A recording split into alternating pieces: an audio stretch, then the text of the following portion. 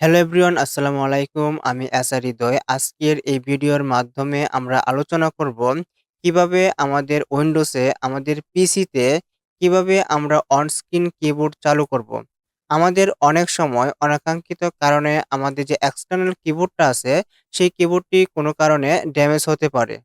অনাকাঙ্ক্ষিত কোনো কারণে আমাদের এক্সটার্নাল কিবোর্ডটা ড্যামেজ হলে আমরা কিভাবে আমাদের যে অন স্ক্রিন কিবোর্ডটা আছে সেই অন স্ক্রিন কিবোর্ডটা কিভাবে চালু করব।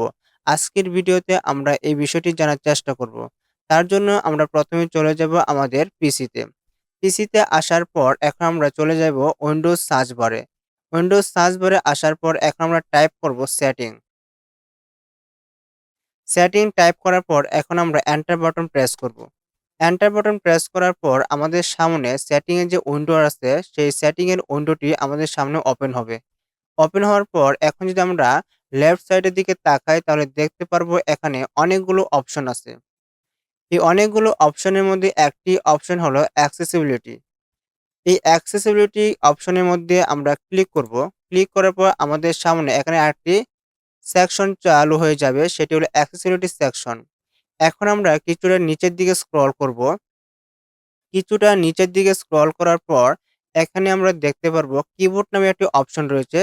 এই অপশনটা রয়েছে মূলত ইন্টারঅ্যাকশন যে সেকশনটা আছে, ইন্টারঅ্যাকশন নামে যে সেকশনটা আছে তার ভিতরে। এখন আমরা এই কিবোর্ড অপশনে আমরা ক্লিক করব। কিবোর্ড অপশনে ক্লিক করার পর এখানে আরেকটি সেকশন চালু হয়ে যাবে আমাদের সামনে। এখন যদি আমরা স্ক্রল করি নিচের দিকে তাহলে দেখতে পারবো অন স্ক্রিন কিবোর্ড নামে আরেকটি অপশন এখানে রয়েছে। অন স্ক্রিন কিবোর্ড নামে যে অপশনটি রয়েছে তার লেফট সাইডের দিকে তাকালে আমি দেখতে পারবো এখানে একটা টগল রয়েছে। এখন যদি আমরা চাই এই অপশনটি এনেবল করতে তাহলে আমাদেরকে এখানে ক্লিক করতে হবে। এখানে ক্লিক করার পর আমরা দেখতে পারবো এখানে আমাদের সামনে একটি অন স্ক্রিন কিবোর্ড শো করতেছে। তার মানে কি আমাদের পিসিতে অলরেডি অন স্ক্রিন কিবোর্ডটি রান হয়ে গেছে। এখন আমরা চাইলে এই কিবোর্ডটা ইউজ করে যেকোনো ধরনের ওয়ার্ড আমরা টাইপ করতে পারি। যেকোনো ধরনের কাজ আমরা করতে পারি এই কিবোর্ডের মাধ্যমে। এটি হলো অন স্ক্রিন কিবোর্ড। এই অন স্ক্রিন কিবোর্ডের মাধ্যমে কাজ করার পর যখন আমরা চাই এই কিবোর্ড আমরা ক্লোজ করে দিব। ক্লোজ করার ক্ষেত্রে আমাদেরকে যদি এই কিবোর্ডের উপরের দিকে লেফট সাইডে একটি ক্রস আইকন আছে। এই ক্রস আইকনে যদি আমরা ক্লিক করি তাহলে এই অন স্ক্রিন কিবোর্ডটি ক্লোজ হয়ে যাবে।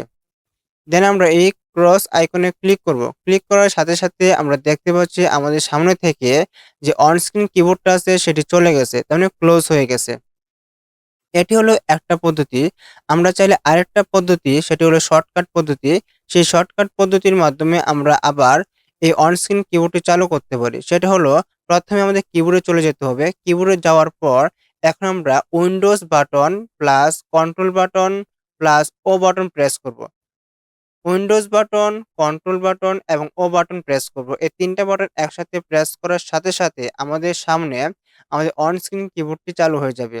এভাবে আমরা চাইলে খুব সহজে শর্টকাট পদ্ধতিতে আমাদের উইন্ডোজে হঠাৎ আমাদের পিসিতে অন স্ক্রিন কিবোর্ডটি চালু করতে পারি।